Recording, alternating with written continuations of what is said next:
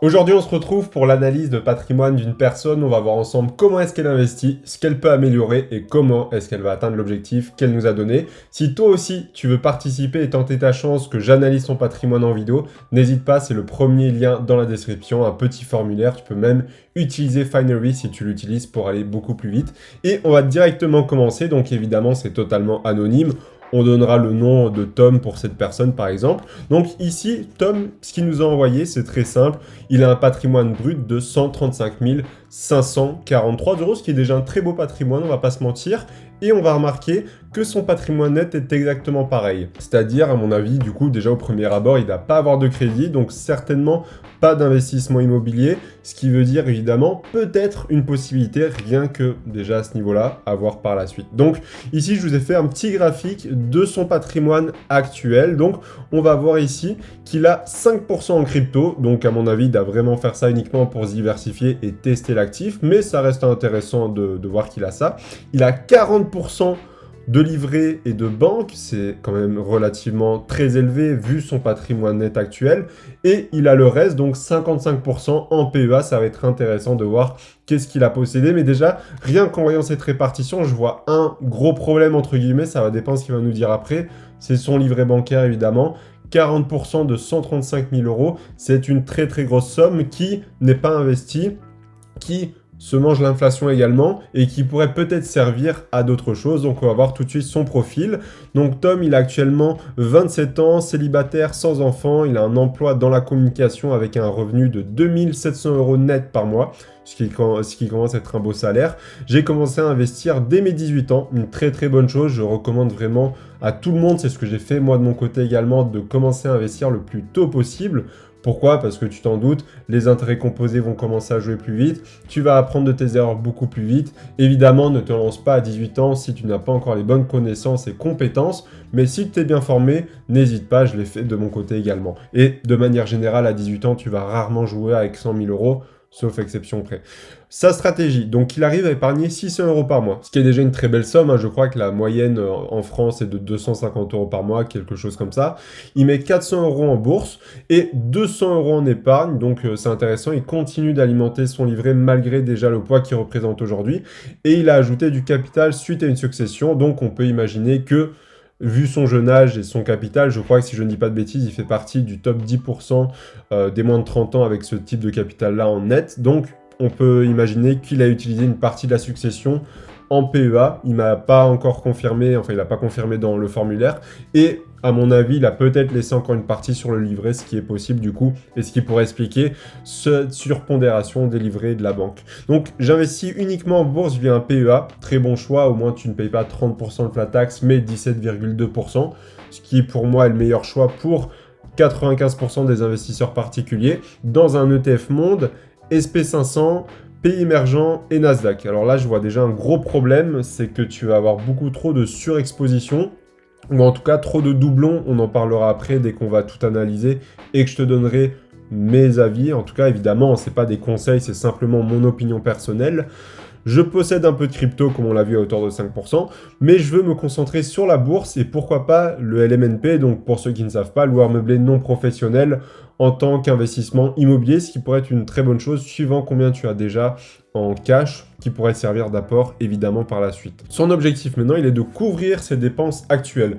210 euros net, forcément s'il investit 600 euros par mois, si on fait 2700 moins 600, ça fait 2100 euros net, à prendre en compte peut-être avec l'inflation, avec mes revenus passifs à 45 ans. Donc très intéressant, on va voir ça par la suite si c'est réalisable ou non. Deuxièmement, petit résumé, du coup, sur son PEA, il possède 74 548 euros, donc ce qui est déjà une très belle somme, mais loin des plafonds autorisés du PEA, donc il peut encore investir à peu près le double de cette somme-là. ETF Monde à 50%, SP500 à 20%, Nasdaq à 15% et pays émergents à 15%. Donc ce qui reste une très belle répartition. Le livret bancaire, ce qui nous intéressait également, on voit qu'il a 54 217 euros, ce qui est quand même très très élevé. Livret A qui représente 46%, donc j'imagine que tu as certainement eu des intérêts parce que je crois qu'il dépassait le plafond. LDDS, stablecoin à 20%, c'est intéressant, on les a pas mis en crypto-monnaie dans le calcul ici, parce qu'on estime que c'est dans une épargne de sécurité, il nous a dit, et c'était un peu pour diversifier également, et en cash, donc certainement en compte courant, à hauteur de 11%, et pour finir, crypto-monnaie, comme on l'a vu, c'est une toute petite partie, à hauteur de 6 777 €, avec Bitcoin à 65%, Ether à 35%, donc voilà, pas de prise de risque ici, on reste sur les grosses crypto-monnaies. Donc, on va commencer petit à petit avec mon analyse que je te recommanderais de faire. Déjà, une première analyse brute et pure et dure et simple, hein, c'est que tu as énormément de livrets bancaires. Donc, j'imagine que tu as peut-être une partie de ta succession qui est encore en banque. Je te recommanderais différentes choses déjà rien qu'à ce niveau-là. C'est-à-dire que, évidemment, il faut toujours garder une épargne de sécurité, c'est vraiment la meilleure chose à faire, mais je te conseillerais d'avoir 1 an de salaire devant toi. Donc si on prend déjà une première calculatrice assez simple, hein, on voit que 2100 € qui sont tes dépenses actuelles x 12, ça nous donne environ 25 200 € si je ne dis pas de bêtises. Donc, garde au moins ça sur tes livrets. Comme ça, tu es sûr qu'en cas de pépin ou autre, tu puisses t'en sortir. Et puis, tout le reste, ça va dépendre de ce que tu vas vouloir faire avec. Premièrement, on voit déjà que tu nous parles que tu aimerais bien te lancer en LMNP et tu n'as absolument aucun crédit de ce que tu m'as dit. Ton patrimoine brut est égal au patrimoine net, donc j'imagine que tu n'as rien. Tu vis peut-être encore chez tes parents ou ton loyer est compris en tout cas dans tes dépenses actuelles. Donc il serait déjà intéressant de voir ce que tu pourrais emprunter et on va voir ça directement juste ici. Donc ici, tu nous dis que ton revenu net, il est de 2700 €, ce qui est intéressant. Ton âge, tu as 27 ans actuellement. Tes revenus locatifs, ben, tu n'en as pas encore. Tes autres revenus, on va dire que tu n'en as pas. On ne prend pas en compte, etc. tes investissements déjà. On voit ici que tu as aucune charge, donc on va effectuer ta capacité d'emprunt. Si tu empruntes à 20 ans, donc sur 20 ans, excuse-moi, à un taux d'intérêt actuel de 3,41%, tu peux à peu près emprunter 152 000 €, ce qui est déjà extrêmement bien pour investir en immobilier. Si on met à 25 ans, parce que tu es encore quand même assez jeune, tu peux aller jusqu'à 173 000 € avec honnêtement du coup des mensualités maximum de 891 €. Si évidemment tu veux emprunter moins, tu le peux, libre à toi, hein. Mais honnêtement, ça reste très intéressant, je pense, selon moi, d'essayer et de voir si tu peux pas faire cet effet de levier-là avec le cash que tu as déjà actuellement. Certes, les taux d'intérêt sont extrêmement hauts. Malheureusement, ils risquent encore d'augmenter, donc je te conseille de le faire le plus rapidement possible, entre guillemets. Évidemment, ça va dépendre de ta stratégie, si tu es assez formé sur le sujet ou non, si tu sais le projet que tu veux monter. Mais en tout cas, pour moi, ça reste pas incohérent d'essayer, en fait, justement, d'utiliser cette capacité d'emprunt que tu as à 100% actuellement pour pouvoir justement déjà augmenter en fait ce revenu passif là qui est l'immobilier. Et même si tu es en break-even, c'est-à-dire que tu ne gagnes pas d'argent mais tu n'en perds pas non plus, au moins ça construit ton patrimoine. Et actuellement, si tu as 27 ans et qu'à 45 ans, tu souhaites être autonome financièrement grâce à tes passifs, c'est-à-dire dans 18 ans, eh bien, tu auras déjà remboursé une grande partie de ton prêt et ça peut être très intéressant pour la suite, pour venir combler justement la bourse. Donc déjà dans un premier temps, je te conseillerais, si tu en as envie et comme tu me parles de LMNP, ça peut être très intéressant pour toi d'aller chercher de la dette bancaire. Deuxième chose que j'ai remarqué qui est hyper important à prendre en compte, et beaucoup font l'erreur d'ailleurs, c'est qu'en PEA, tu as un ETF Monde, SP500 et Nasdaq et sans t'en rendre compte, en fait, tu fais beaucoup trop de surexposition ou en tout cas de doublons comme je vais te montrer tout de suite. Ici, j'ai sélectionné donc les 3 ETF que je viens de te citer, Monde, SP500, Nasdaq, les 3 plus connus entre guillemets. De toute façon, ils ont à peu près tous la même répartition, vu que tu ne m'as pas cité exactement lesquels tu possédais. Mais on voit que déjà dans l'ETF Monde, en première position, on a Apple, Microsoft, Amazon, Nvidia, Alphabet, Meta, Tesla. Ensuite, on va aller voir du côté du SP500. Dans les 10 premières positions, on a Apple, Microsoft, Amazon, Nvidia, Alphabet, Meta, Tesla. Et on va aller voir du côté du Nasdaq 100, où on a Microsoft, Apple, Amazon, Nvidia, Alphabet, Meta, Tesla, etc. Donc, tu vois en fait que tu est beaucoup trop surexposé, c'est-à-dire que honnêtement avec un simple ETF Monde, tu pourras enlever ton ETF SP500 ou même ton ETF Nasdaq 100. Alors ça va dépendre, à toi de faire comme tu en as envie, tu peux même uniquement garder que le ETF SP500 si tu le souhaites, c'est à toi de voir, mais je te conseillerais en fait de ne pas forcément te répartir inutilement, c'est-à-dire qu'avoir un ETF Monde comme tu le fais et pays émergents, c'est très bien parce que ça va te permettre de t'exposer sur 2 secteurs totalement différents et les pays émergents couvrent un secteur que le monde ne couvre absolument pas. Donc ça reste tout à fait logique.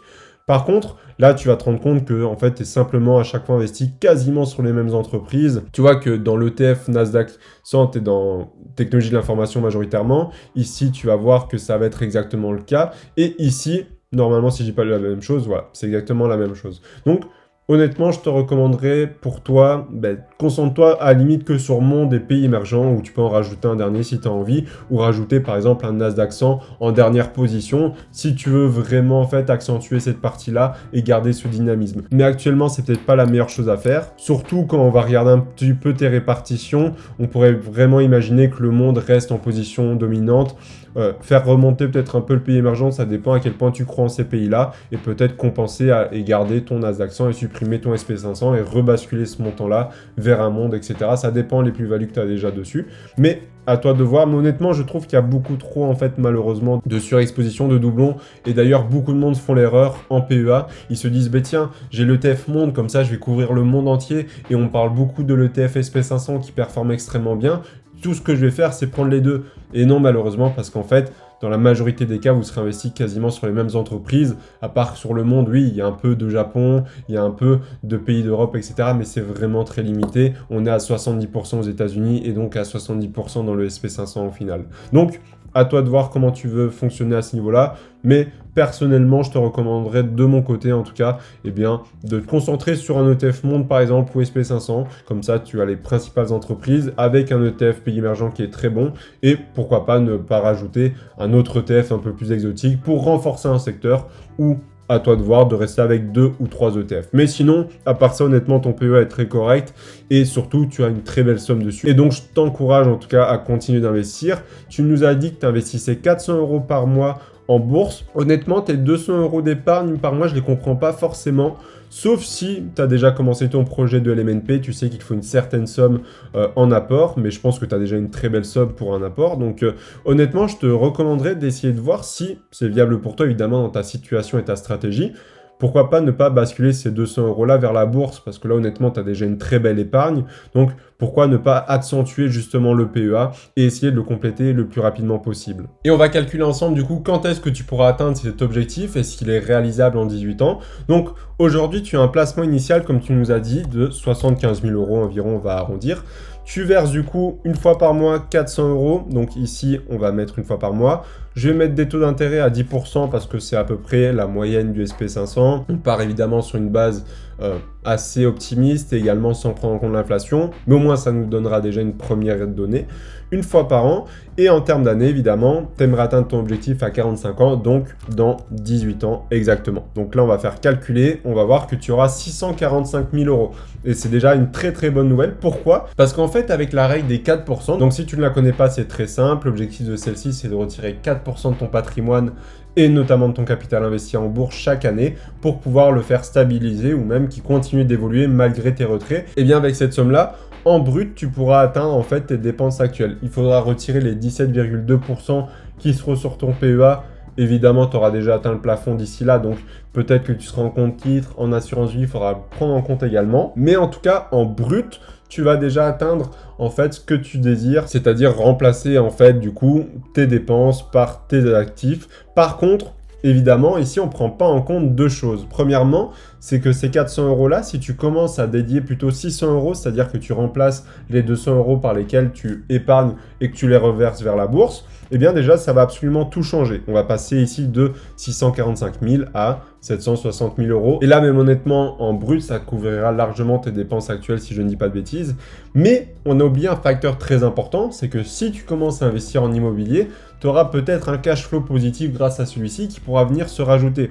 Donc honnêtement, pour moi, ton objectif, il est totalement atteignable, surtout si tu décides de basculer ces 200 € d'épargne-là vers ta bourse. Évidemment, à toi de voir pourquoi est-ce que tu le fais encore. Est-ce que c'est par peur, parce que tu vas absolument remplir tes comptes, ou parce que tu as le projet justement LMNP qui te demande un minimum d'apport. Donc premièrement, mais honnêtement, ton objectif est totalement réalisable selon moi. Voilà, donc c'est tout pour cette analyse. Si tu veux toi également y participer, n'hésite pas à remplir le formulaire dans la description. En 3 minutes, c'est fait. Et au moins, tu auras peut-être une chance de passer en vidéo et que j'analyse ton patrimoine et que je te donne mon avis dessus. Si tu veux savoir exactement comment est-ce que j'analyse mes actions, je t'ai fait une formation spécialement sur le domaine. On se retrouve juste derrière. À tout de suite, c'était Maxime.